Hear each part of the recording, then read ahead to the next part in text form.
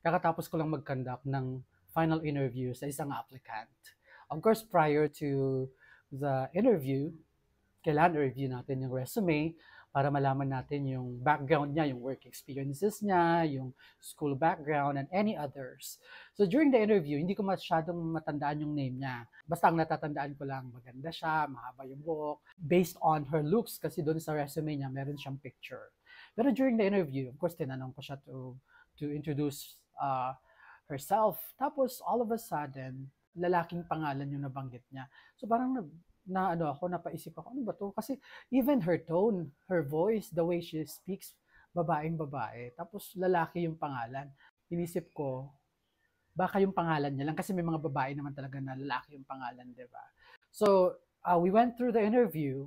Later on, na-realize ko, transgender pala siya. Tinanong ko, how do you want me to call you? Kasi parang she also does content creation. Sa content creation niya, babae yung pangalan niya. So parang with that, there are still people na takot pa rin or nag-aalangan pa rin with what other people would think about them, how other people will perceive their sexual orientation, their sexual identity. Lalong-lalo na sa case niya, mukha talaga siyang babae. And I felt like sana pinanindigan na lang niya yung nickname niya dun sa content creation niya, right? Pero bagay naman talaga sa kanya because she looks beautiful, di ba? Transgender pala siya. Uh, Towards the end of the interview, parang nag-open up na siya and we were able to talk about her identity, kung ano yung mga contents niya. I just told her that her beauty shines through and that her nickname doesn't define who she is.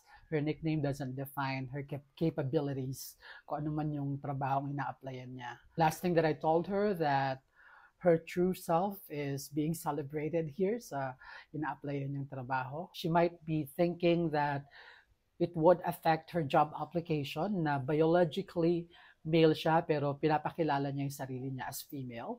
Please know guys that wala nang higit pa feeling that freedom in the workplace most especially.